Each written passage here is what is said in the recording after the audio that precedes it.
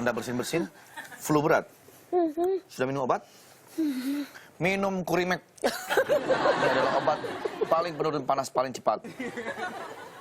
Terima kasih ya. Berkat Kurimek, aku udah Sehat kan sekarang? Konsumsilah 3 kali sehari dalam 2 tahun.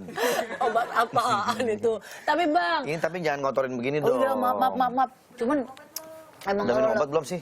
gue tuh sebenarnya kalau lagi flu itu mendingan jarang minum obat. Nih ya, setahu gue nih, gue bukan yang so ngajarin ya. Orang kalau flu itu sebetulnya obat itu nomor 2. Yang pertama adalah banyakin makan buah. Apel ke, melon, pokoknya vitamin C. Jus-jus itu mengurangi pilek. Meleran ya, kemeleran. Iya. Karena itu dokter kesehatan yang bilang langsung. Gitu. Jadi kalau Bang Andre flu mendingan minum obat warung lah atau gitu langsung minum obat warung atau ke dokter. Kalau cuma ada 2 pilihan itu. Oke, kalau untuk itu sih saya lebih baik minum obat warung dulu. Warung dulu. Karena saya lihat dulu kadar pileknya seperti apa. Kalau cuma pilek-pilek biasa, pakai yang mengandung paracetamol juga cukup. Iya sih. Tapi kalau berlebihan udah berhari-hari ya harus ke dokter. Kan. Betul. Kita juga tanya ini sama sahabat pagi, mereka mendingan kalau lagi pilek milih minum obat warung dulu atau langsung pergi ke dokter. Coba kita lihat tayangannya. Langsung ke apotik. Ke apotik Nyoba yang warung. Nama saya Devi. Dea. Tommy Aribowasono. Cynthia. Novita. Ke warung dulu. Langsung ke apotik. Langsung ke apotik dulu. Ke apotik ke warung. Biasanya nyoba yang herbal dulu. Pertolongan pertama aja. Lebih terpercaya aja sih daripada di warung. Karena kadang ada penyakit yang kita udah pernah ngalamin yang bisa langsung beli obatnya. Kalau nggak sembuh baru biasanya aku berobat. Karena sebetulnya memang nggak mau buang-buang uang ya mungkin ke dokter. Lebih suka yang alami. Paling sehari 2 hari kalau memang nggak ada perubahan aku baru ke dokter. Nunggu 3 hari baru ke dokter. Sekitar 3 hari sampai seminggu dulu sih dilihat dulu separahnya. Saya biasa 3 hari. Kalau nggak sembuh 3 hari baru ke dokter. Kalau misalkan 2-3 hari kayaknya semakin parah biasanya ke dokter gitu. Nah, gini aja deh, daripada bingung-bingung kan, mau beli di obat warung atau mau ke dokter, mendingan kita ngobrol langsung sama Tapi dokter. flu sama pilek beda atau sama? Beda sih sebetulnya. Beda, berarti aku kena flu atau kena pilek. Pilek itu belum tentu flu. Nah gimana sih? Bukannya Flu flu itu kan ada demamnya. Kalau pilek tuh bisa nanti terjangkit demam atau hanya pilek biasa yang tidak ada demam, tidak pakai demam juga bisa. Saya pikir kalau flu sama pilek itu hal yang sama. Nggak yakin kalau dijelasin sama Bang Andre. Saya panggil dulu ya, kebetulan saya punya kenalan seorang dokter. Dokter apa? Dokter hewan. Ya dokter kesehatan lah, pertanyaan dokter apa. Sebentar ya, saya panggil dulu ya. Panggilin dong biar tambah yakin gitu. Bapak karena pakai baju sweater jadi kayak ototan ya Pak ya? Ini dia, silakan dok, di tengah-tengah dokter. Dokter. Namanya dokter Aliza. Aku lagi flu nih dokter. Aku nggak ngerti nih aku tuh pilek atau flu. Sebenarnya pilek sama flu tuh sama atau beda sih dok? Oke, kita ngebahas tentang apa nih? Pilek dan flu ya. Oke, jadi dijelasin dulu. Ini memang gejalanya sama ya. Jadi Bersin-bersin, meler, terus agak dikit pusing deh gitu. Oke, jadi gini. Ada yang namanya tuh batuk pilek. Batuk pilek itu biasanya kita sebut salesma. Nah, itu disebabkan oleh banyak virus. Bisa dari rhinovirus, adenovirus. Sedangkan kalau misalnya flu itu disebabkan oleh virus influenza. Kalau batuk pilek itu biasanya tidak menimbulkan demam ya. Kalau flu itu menimbulkan demam, kadang sakit kepala. Betul. Oh, berarti beda ya? Beda. Pengobatannya beda juga nggak? Pengobatannya sama, kita kurangin dulu gejalanya. Nah, kalau misalnya kan si flu itu kan dia macam-macam ya dengan disertai demam, sakit kepala, tentu obat-obatannya akan lebih banyak gitu. Baik minum air putih, kemudian influenza nih kan yang banyak sekarang terjadi ya. Terus sekarang udah ada vaksinnya, jadi kita bisa vaksin. Ya udahlah kalau gitu saya cari obat flu dulu. Biar nggak salah gitu, ternyata flu dan pilek itu sesuatu yang berbeda. Iya. Permisi ya. Sama-sama, mari. Hati-hati ya. Ya. Nah. Saya kasih yang berikutnya. Oh iya, silakan. Halo dokter. Iya. Saya Firni dokter. Aliza. Nomor pasiennya berapa? Tadi saya titip di depan, lupa nomornya. Nggak apa-apa. Bayarnya nanti ya. Iya. Nanya dulu ya. Nanya dulu. Bayar mau belakangan. Tadi kan ngomongin tentang pilek ya. Satu pertanyaan lagi deh, saya pengen tanya sebelum saya mau nanya tentang DBD. Kalau sinus, itu pilek yang berkepanjangan. Jadi dia itu ada tadi kan batuk pilek itu tadi ya. Batuk pilek itu sendiri tadi kalau kita nggak cepet-cepet minum obat gitu kan, dia dibiarkan terus menerus mungkin sampai berminggu-minggu. Nah nanti akan menimbulkan komplikasinya itu dia sinusitis itu sendiri. Iya, itu sinus sudah akut. Itu. Nah Vini sekarang. ada sinus ya? Iya.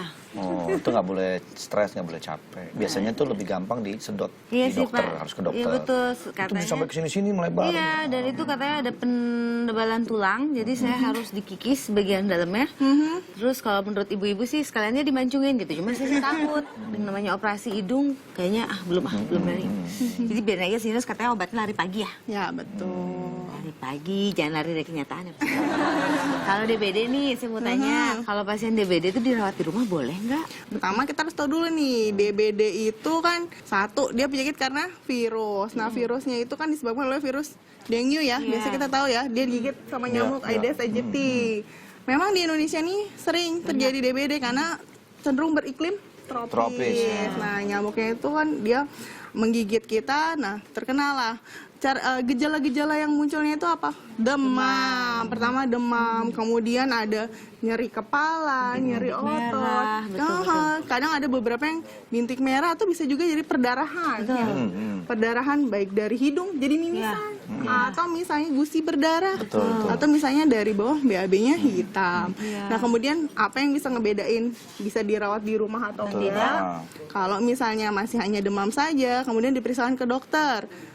Hasil laboratoriumnya masih bagus, itu bisa dirawat di rumah dan tadi ya nggak ada tanda-tanda perdarahan itu sendiri ya. Kemudian orangnya juga masih mau makan minum, itu bisa Nah dirawat. itu saya baru ngalamin tuh dok, kira-kira sebulan yang lalu. Saya nggak tahu kalau itu DBD, ternyata memang sudah ada gejalanya itu. Dan karena saya hajar dengan makan minum terus, minum saya yang banyak, air putih yang banyak. Alhamdulillah nggak perlu dirawat di rumah sakit. Walaupun saya sempat ke rumah sakit, ketika di rumah sakit sebetulnya itu udah tinggal sisa-sisanya. Karena sebelum-sebelumnya udah peaknya udah lewat gitu, masa kritisnya udah lewat. Nah tinggal tiga hari sisanya itu hanya saya dikasih cairan air putih aja di rumah sakit. Iya betul. Gitu, nggak dikasih obat apa-apa. Memang Cuma kuncinya itu kalau aja. demam berdarah itu cairan. Cairan betul. Ya. Tapi DBD itu berarti Andre, waktu saya kecil saya DBD, tapi saya DBD-nya yang udah sampai gini loh dok, duduk keluar dari hidung kayak air keran, terlentang keluar dari mulut. Itu udah parah banget ya. Nah kalau seperti itu jangan parah coba-coba banget di loh. rumah. Langsung saya ke rumah, ya memang harus dirawat lagi di rumah kelas 3 sakit. SD dan langsung ke rumah sakit. Iya, betul. Itu darahnya udah yang darah mengalir loh. Iya. Dari hidung ngeri jadi banget. ngeri banget. Orang pertama nggak ngerti kayak mimisan.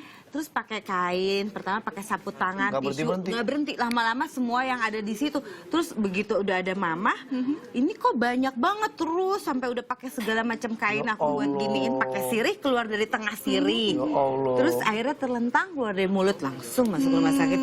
Ya udah kayaknya ada pasien lagi ya. Saya keluar dulu ya. Iya, Permisi. mari. Aduh, ini banyak pasien hari ini rame ya. Nah, silakan pasien berikutnya, Nyonya Tuti. Iya. Saya lagi Pak. Tadi ya, nggak Ini apa-apa. sebenarnya tadi aku udah sembuh dari pilek aku, flu aku. Tapi ini sebenarnya pertanyaan titipan. Ada pertanyaan titipan. Dia minum obat karena dia sakit. Terus karena sakitnya banyak, jadi dia minum beberapa obat. Tapi sakitnya nggak hilang-hilang ya? Kenapa ya? Emang kalau harusnya kan ketika minum obat harusnya langsung hilang bukan sih sakitnya? Iya. Jadi kadang gini nih, nah itu beli obatnya gimana? Di apotek ya, langsung beli sendiri. Langsung beli sendiri sih dia. Nah, tuh dia. Kita harus tahu dulu pertama kalau kita menggunakan obat. Jadi obat itu kan benda asing yang masuk ke dalam tubuh kita. Dia pasti punya mekanisme kerja ya. Makanya kalau misalnya beli obat, ini obat beli di apotek, beli tanpa resep dokter, harus kita lihat dulu. Kemanjurannya jadi nggak ini efek, ya? efek sampingnya, namanya obat kan ada. Terus tujuannya untuk apa minum obat itu kan ada indikasinya, kemudian kontraindikasi. Nah mungkin temennya itu minum obat itu nggak manjur-manjur, nggak dibaca dulu. Iya makanya nih teman aku tuh minum obat apa ya? Nggak ada efek sampingnya sih dok. Bagaimana nih dok cara memilih obat yang tepat gitu? Cara memilih obat yang tepat, pertama pasti ya lebih baik kalau misalnya kita memiliki keluhan, datang saja ke fasilitas kesehatan ya. Kan sekarang udah banyak ya Iya. dokter di Rumah setiap sakit umum gitu-gitu rumah sakit banyak banyak ya kayaknya. Nah itu lebih baik sih karena memang obat itu ada memiliki efektivitasnya ya, dan juga indikasi dan kontraindikasinya. Takutnya pasien misalnya kayak yang hipertensi atau misalnya sakit gula, Nggak bisa asal aja nggak beli bisa gitu asal kan. aja beli. Cara milih obat yang tepat adalah yang pertama kita tahu dulu penyakit kita apa. Pilek ya diobatin obat pilek. Ada teman saya dok, dia pusing dikasih obat pencahar. Nggak masuk. Makanya harus tepat sesuai Ya. dengan penyakitnya. Ah ya udahlah kalau gitu saya kasih tahu ke teman saya. Ini Iya. emang salah nih, emang dia carinya memang bukan efek samping soalnya. Silakan Firni, mungkin mau ditanya lagi. Waalaikumsalam. Masih ada pertanyaan. Dan titipan juga ya. Temen yang sama nih. Dokter, Nitip obat. tadi di luar lagi rame demam keong. Emang ada demam keong? Apa sih demam keong? Iya sih. Ini kali yang seneng sama demam apa keong-keong yang lagi itu ya. Tutut. Bukan keong racun. Ada namanya demam keong. Demam keong itu jadi cuman istilah sebenarnya. Jadi demam itu disebabkan sama infeksi parasit. Parasitnya namanya cacing Schistosoma japonicum. Nah, jadi dia itu hidup awalnya dari larva, dia menjadi tumbuh larva di keong yang terinfeksi. Terinfeksi. Keong-keong itu kan dia di air ya. Dia biasanya di air. Nah, bisa kena ke kita tuh kenapa sih? Karena kita mungkin Makan apa? ya aktivitas di air biasanya, petani atau misalnya petugas irigasi atau banjir. Nah, sering kan di Jakarta banjir. Jadi maksudnya demam keong itu gara-gara kita aktivitas di air dan kita diantup sama tuh keong. Bukan Ya? diantup, jadi airnya tercemar. Airnya tercemar. Iya, keong yang terinfeksi Sama cacing Ya, itu. si Proses larvanya, dia masih jadi larva waktu di keong. proses itu sebenarnya panjang ya ternyata Sebenarnya ya. panjang. Tapi si keong lah yang jadi kita tuduh ya. Mungkin biar gampang diingat. Kalau secara kedokteran emang namanya demam keong. Enggak ya. Enggak, Apa dok? bukan. Sebutannya aja kali Yang ya. lebih, Sebutannya yang aja. lebih namanya lebih bagusan gitu. Snail fever. Apa dok? Biasanya sih ya itu infeksi parasit aja sih. Kasihan sih. Ini memang istilah-istilah baru nih banyak ya. Dulu ada namanya flu burung, demam keong. Ini bentar lagi 2 tahun lagi demam curut kayaknya. Iya dari tikus yang banyak tuh. Ada lagi dulu itu apa Flu namanya? babi. Bukan, ada tuh namanya. Singapur. Apa monyet gitu loh. Gak enak banget sih. Jadi bulutan gitu gede apa namanya? Cacar monyet. Cacar monyet ya? Bahasa-bahasanya aneh-aneh. Jadi gede-gede gitu tuh kayak bulat gitu. Ada penyakit Pak. Apa? Dari dulu itu sih, cacingan. Oh iya, itu sih dulu. Anak ibu cacing. Gak bisa diem biasanya ya kalau anak cacingan ya. Apa sih? Sebentar. Oh ada ini, Oh, ada telepon. telepon. Oh, pantesan begini-begini. Kayak ada telepon ternyata. Halo. Iya Derita. Buku-buku bekas. Mau dirubah jadi apa? Oh nanti ditanya ya. Oke. Bentar ya, ya udah. Ceng Firni Ya. ditanyain sama Derita katanya punya banyak buku bekas. Tadi kan udah dititipin sama ibu. Ibu. Salah, ambil lagi deh. Oh, Ya bukan yang itu lagi, stok lagi. Udah minta nawar Ih, ya. tambah lagi lah ini minta nih anak ponakan aku emang reseh. Ya udah jadi saya keluar lagi ngambil lagi. Ya nantilah habis inilah. Tapi suruh makasih dulu sama dokter. Terima kasih loh atas sharingnya pagi hari ini ya dokter ya. Kita banyak sekali pengetahuan ya. Untuk Bukannya Bapak serius ya kalau sama dokter. Nanti kita akan carikan buku-buku bekas ya. Iya, Atau kita buat singkat Derita. Katanya bukas. buku Iya. bekas. Yang Buat mau jadi dirubah. gaun katanya. Iya, katanya bisa jadi gaun. Nanti kita lihat ya setelah pariwara berikut ini. Tetap di pagi-pagi. Semangat!